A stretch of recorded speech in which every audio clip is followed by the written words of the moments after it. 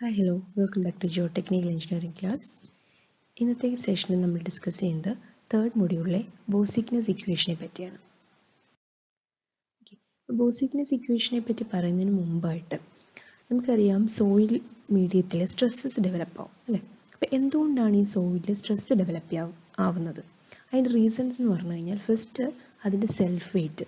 ഇപ്പം നമ്മൾ ഏതെങ്കിലും ഒരു പർട്ടിക്കുലർ പോയിന്റ് കൺസിഡർ ചെയ്യുകയാണെങ്കിൽ സോയിൽ താഴേക്ക് പോകുമ്പോൾ അല്ലെങ്കിൽ ഡെപ്തിലേക്ക് പോകുമ്പം ഏതെങ്കിലും ഒരു പർട്ടിക്കുലർ ലെയർ അല്ലെങ്കിൽ ഏതെങ്കിലും പർട്ടിക്കുലർ പോയിന്റ് കൺസിഡർ ചെയ്യുകയാണെങ്കിൽ ആ പോയിന്റിലുണ്ടാകുന്ന സ്ട്രെസ്സിന് കാരണം എന്ന് പറയുന്നത് ഫസ്റ്റ് ഓഫ് ഓൾ അതിൻ്റെ സെൽഫ് വെയ്റ്റ് ആണ്. അതിനെ നമ്മൾ ജിയോസ്റ്റാറ്റിക് സ്ട്രെസ് എന്നും പറയാറുണ്ട്.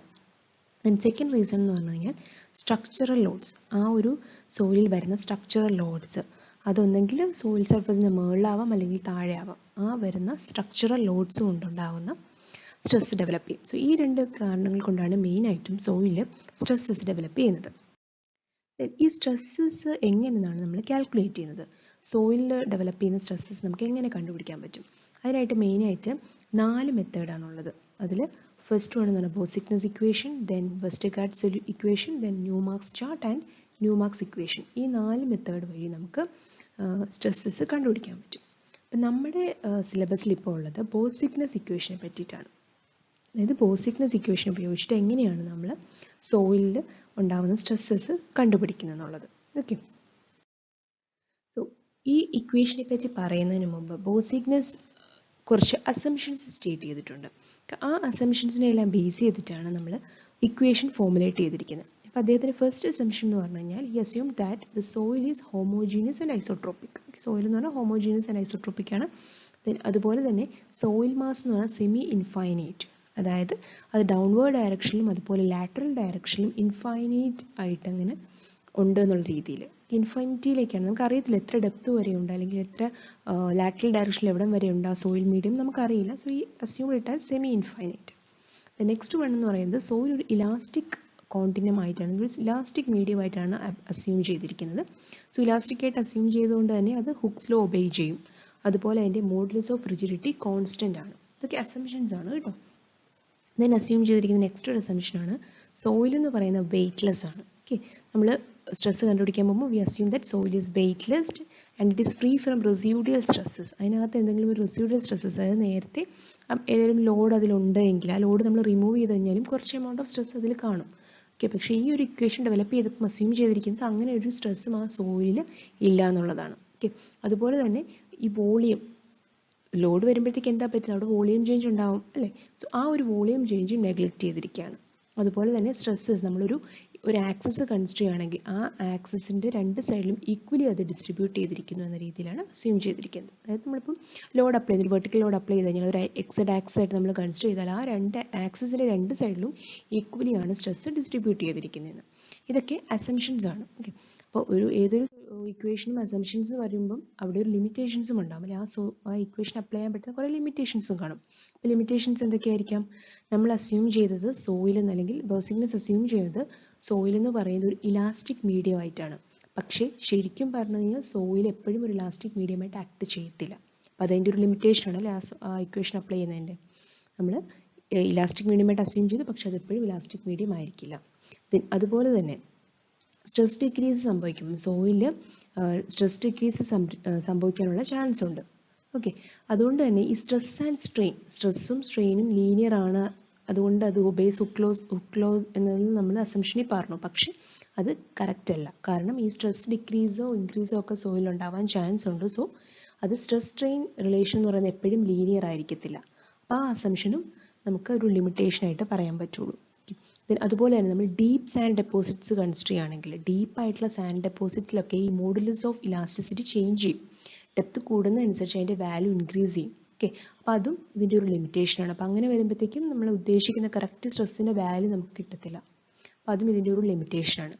ദെൻ നെക്സ്റ്റ് ഒരു ലിമിറ്റേഷൻ എന്ന് പറഞ്ഞു കഴിഞ്ഞാൽ നമ്മൾ സർഫസിൽ അപ്ലൈ ചെയ്യുന്ന പോയിന്റ് ലോഡ് നമ്മൾ സർഫസിൽ അപ്ലൈ ചെയ്യുമ്പോൾ എന്താ പറ്റുന്നത്, ഗ്രൗണ്ട് സർഫസിന് താഴേക്ക് സ്ട്രെസ്സസ് ഉണ്ടാവാൻ ചാൻസ് ഉണ്ട് അല്ലേ. പക്ഷേ ഈ സ്ട്രെസ്സസ് എന്ന് പറയുന്നത് സ്മോളർ സ്ട്രെസ് വാല്യൂസ് ആയിരിക്കും ദാൻ ദി സർഫസ് ലോഡ്. ഒരു പോയിന്റ് ലോഡ് അപ്ലൈ ചെയ്യുന്നതിനേക്കാളും കൂടുതലായിരിക്കും അതിൻ്റെ മുകളിൽ സർഫസ് ലോഡ്സ് ആക്ട് ചെയ്യുമ്പോഴത്തേക്കും. അപ്പോൾ അതും ഈ ഒരു ഇക്വേഷൻ്റെ ലിമിറ്റേഷനാണ്. ഓക്കെ, സോ ഈ ലിമിറ്റേഷൻസും അസംഷൻസും വളരെ ഇമ്പോർട്ടൻ്റ് ആണ്, എക്സാമിന് നിങ്ങൾക്ക് ചോദിക്കാറുണ്ട്. ഇനി എന്താണ് ഈ ബോസിക്നെസ് ഇക്വേഷൻ എന്ന് പറയാം. അപ്പോൾ ഈ ഒരു അസംഷൻസും കാര്യങ്ങളൊക്കെ കൺസിഡർ ചെയ്തിട്ട് ബോസിക്നെസ് ഒരു ഇക്വേഷൻ ഡിറൈവ് ചെയ്തു. അപ്പോൾ അതിൻ്റെ ഡെറിവേഷൻ കൂടുതൽ ഡീറ്റെയിൽസ് നിങ്ങൾക്ക് വേണ്ട, നിങ്ങൾക്ക് ആ ഇക്വേഷൻ അറിഞ്ഞാൽ മതി. ബോസിക്നെസ് ഇക്വേഷൻ അനുസരിച്ച് ഇപ്പം നമ്മളൊരു സർഫസ് കൺസിഡർ ചെയ്യണം. ആ സർഫസിൽ ക്യൂ എന്ന് പറയുന്ന ഒരു പോയിന്റ് ലോഡ് ആക്ട് ചെയ്യുകയാണ്. ഓക്കെ, ക്യൂ ആണ് നമ്മുടെ ലോഡ്. അങ്ങനെയാണ് എങ്കിൽ ഈ സോയിൽ സർഫസിൻ്റെ താഴെ വരുന്ന ഒരു സോയിൽ സർഫസ് ആണെങ്കിൽ ഈ സോയിൽ സർഫസിൻ്റെ താഴെ ഏതെങ്കിലും ഒരു പോയിന്റിൽ വരുന്ന സ്ട്രെസ് നമുക്ക് കണ്ടുപിടിക്കണം. ഇതിൻ്റെ താഴെ ഏതെങ്കിലും ഒരു പോയിന്റിൽ, ഈ പോയിന്റ് എന്ന് പറയുന്നത് കറക്റ്റ് ഈ ലോഡിൻ്റെ താഴെ ആവണം എന്നില്ല, കുറച്ച് ഡിസ്റ്റൻസ് മാറിയായിരിക്കാം. ഇപ്പോൾ ഇവിടെ നോക്കി, ഇവിടെ എ എന്ന് പറയുന്നൊരു പോയിന്റ്. ഓക്കെ, ഈ എ എന്ന് പറയുന്ന പോയിന്റ് എങ്ങനെയാണ്, ഈ ഡിസ്റ്റൻസ് ഈ ക്യൂ ആക്ട് ചെയ്യുന്നു അല്ലെ, ഈ ലൈനിൽ നിന്നും 6 ഡിസ്റ്റൻസ് മാറിയിട്ടാണ് ഈ എ എന്ന് പറയുന്നത് ആക്ട് ചെയ്യുന്നത്. സോ ഈ ലോഡ് ആക്സിസ് നമുക്ക് കണ്ടുപിടിക്കേണ്ട സ്ട്രെസ് കണ്ടുപിടിക്കുന്ന പോയിന്റും അത് തമ്മിലുള്ള ഡിസ്റ്റൻസിനെയാണ് നമ്മൾ 6 വെച്ച് റെപ്രസെൻറ്റ് ചെയ്യുന്നത്. ഓക്കെ, കറക്റ്റ് ഇതിൻ്റെ അടിയിലെ എല്ലാ സ്ട്രെസ് നമുക്ക് കണ്ടുപിടിക്കണം, കുറച്ച് ഡിസ്റ്റൻസ് ഇങ്ങോട്ട് മാറിയിട്ടുള്ള പോയിന്റിൻ്റെ സ്ട്രെസ്സാണ് നമുക്ക് കണ്ടുപിടിക്കേണ്ടത്. ഓക്കെ, ആ പോയിന്റ് എന്ന് പറയുന്നത് സർഫസിൽ നിന്നും Z ഡിസ്റ്റൻസ് താഴെയാണ്. ഓക്കെ, സോ ലോഡിൻ്റെ വെർട്ടിക്കൽ ആക്സിസും നമ്മുടെ കണ്ടുപിടിക്കേണ്ട പോയിന്റും അതിൻ്റെ ഇടയിലുള്ള ഡിസ്റ്റൻസിനെ നമ്മൾ 6 വെച്ച് റെപ്രസെൻറ്റ് ചെയ്യുന്നു, അതിൻ്റെ ഡെപ്തിനെ നമ്മൾ Z വെച്ച് പറയുന്നു. ഓക്കെ, സോ ഇങ്ങനെയാണ് കണ്ടീഷൻ എങ്കിൽ നമുക്ക് സ്ട്രെസ് കണ്ടുപിടിക്കാനുള്ള equation. Okay, vertical stress under A point load കാരണം ആ ഒരു സർഫസ് അല്ലെങ്കിൽ ആ ഒരു ഏരിയയിൽ ഉണ്ടാകുന്ന സ്ട്രെസ്, ഏതെങ്കിലും ഒരു പർട്ടിക്കുലർ പോയിന്റിൽ ഉണ്ടാകുന്ന സ്ട്രെസ് കണ്ടുപിടിക്കാനുള്ള ഇക്വേഷനാണ് sigma Z is equal to 3Q by 2 pi into Z square into 1 by 1 plus R by Z the whole square all raised to 5/2. ഇത് വളരെ ഇമ്പോർട്ടൻ്റ് ആയിട്ടുള്ള ഇക്വേഷനാണ് കേട്ടോ, ബോസിക്നെസ് ഇക്വേഷൻ. ഇതിന് നമ്മൾ ഒന്നുകൂടെ സിംപ്ലിഫൈ ചെയ്ത് കഴിഞ്ഞാൽ Z is equal to Q by Z square into KB എന്ന് എഴുതാം. KB എന്ന് ഉദ്ദേശിക്കുന്നത് ബോസിക്നെസ് ഇൻഫ്ലുവൻസ് കോഎഫിഷ്യൻ്റ് എന്നാണ് പറയുന്നത്. സോ KB എന്ന് പറഞ്ഞാൽ എന്തായിരിക്കും, ബാക്കിയുള്ള ടേംസ്, അതായത് 3/2 pi into 1 by 1 plus R by Z square all raised to 5/2, ഈ ടേമിനെയാണ് നമ്മൾ KB എന്ന് പറയുന്നത്. ഇനി ഇതിൽ ഓരോ ടേംസ് നിങ്ങൾക്ക് ഇപ്പോൾ മനസ്സിലായിക്കോണല്ലോ.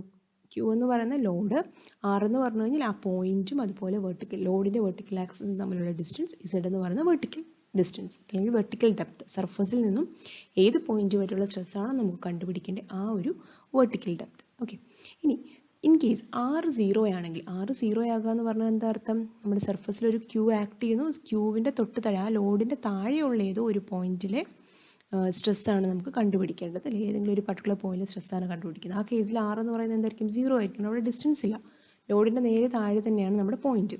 അങ്ങനെയുള്ള കേസിൽ KB എന്ന് പറയുമ്പോൾ, അതായത് ആറിൻ്റെ വാല്യൂ 0 ആയി കഴിഞ്ഞാൽ KB എന്ന് പറയുന്നത് എന്താവും, 3/2 pi, ദാറ്റ് ഈസ് 4.475.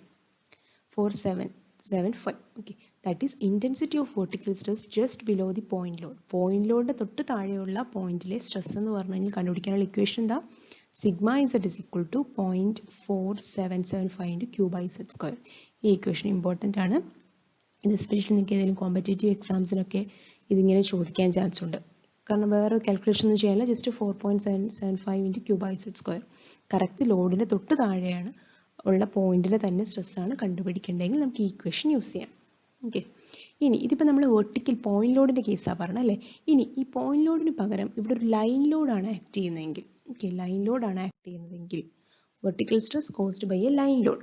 അപ്പോൾ ആ ലൈൻ ലോഡ് നമുക്ക് എങ്ങനെയാണ് കിട്ടുക, ഈ തന്നിരിക്കുന്ന പോയിന്റ് ലോഡിനെ തന്നെ നമ്മളൊരു ലൈനിൽ ഇൻറ്റഗ്രേറ്റ് ചെയ്യുകയാണ്. അങ്ങനെയാണെങ്കിൽ ആ ഒരു ലൈൻ ലോഡ് കാരണം സോയിലിലുണ്ടാകുന്ന സ്ട്രെസ് കണ്ടുപിടിക്കണം, ഏതെങ്കിലും ഒരു പർട്ടിക്കുലർ പോയിന്റിൽ ഉണ്ടാകുന്ന സ്ട്രെസ് നമുക്ക് കണ്ടുപിടിക്കണം. ഓക്കെ, അപ്പോൾ ഇവിടെ നമുക്ക് തന്നിരിക്കുന്ന ലൈൻ ലോഡിൻ്റെ ഇൻറ്റൻസിറ്റി എന്ന് പറഞ്ഞാൽ Q per യൂണിറ്റ് ലെങ്ത്. അതെപ്പോഴും ലൈൻ ലോഡ് ഒരു UDL പോയിട്ടിലായിരിക്കും, നമുക്ക് തരുന്ന വാല്യൂ പെർ മീറ്റർ ലെങ്ത്തിലുള്ളതായിരിക്കും. ഓക്കെ, Q per യൂണിറ്റ് ലെങ്ത്തിലുള്ള വാല്യൂ നമുക്ക് തരത്തുള്ളൂ. സോ ആ വാല്യൂ, ആ ഒരു ലോഡ് കാരണം ഏതെങ്കിലും ഒരു പർട്ടിക്കുലർ പോയിന്റിൽ ഉണ്ടാകുന്ന സ്ട്രെസ്സാണ് നമുക്ക് കണ്ടുപിടിക്കേണ്ടത്.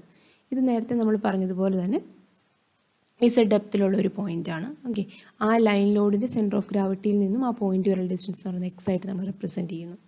അങ്ങനെയാണ് എങ്കിൽ ഇവിടുത്തെ സിഗ്മ Z കണ്ടുപിടിക്കാനുള്ള equation sigma Z is equal to Q by Z into IL. ഇതിലെ IL എന്ന് പറഞ്ഞാൽ നമ്മൾ നേരത്തെ ഇൻഫ്ലുവൻസ് കോഎഫിഷ്യൻ്റ് പറയുന്നില്ലേ, അതുപോലെ തന്നെ ഇവിടെ IL എന്ന് ഉദ്ദേശിക്കുന്നത് ഇതാണ്, that is 2 by pi into 1 by 1 plus X by Z the whole square. അതിൽ X എന്ന് പറഞ്ഞാൽ ഈ ലൈൻ ലോഡിൻ്റെ സെൻറ്റർ ഓഫ് ഗ്രാവിറ്റിയും ഈ പോയിന്റും തമ്മിലുള്ള ഡിസ്റ്റൻസ്. ഓക്കെ, നമ്മൾ നേരത്തെ 6 പറഞ്ഞതുപോലെ തന്നെ ഇവിടെ X. അപ്പോൾ ഈ ഇക്വേഷൻ ഇമ്പോർട്ടൻ്റ് ആണ്. ലൈൻ ലോഡ് കാരണമാണ് അവിടെ സ്ട്രെസ് ഉണ്ടാകുന്നതെങ്കിൽ അത് കണ്ടുപിടിക്കാൻ ഈ ഇക്വേഷൻ യൂസ് ചെയ്യാം. ജസ്റ്റ് ഒരു വെർട്ടിക്കൽ പോയിന്റ് ലോഡ് കൊണ്ട് മാത്രമാണ് സ്ട്രെസ് ഉണ്ടാകുന്നതെങ്കിൽ നമ്മൾ നേരത്തെ പറഞ്ഞ ഇക്വേഷൻ യൂസ് ചെയ്യണം. ഓക്കെ, ഇനി ഇത് വെച്ചിട്ടുള്ള ന്യൂമറിക്കൽ പ്രോബ്ലംസ് ഉണ്ട്, അത് നമുക്ക് നെക്സ്റ്റ് ക്ലാസ്സിൽ ഡിസ്കസ് ചെയ്യാം. അപ്പോൾ ഈ രണ്ട് ഇക്വേഷൻസ് നിങ്ങൾ പഠിക്കുക.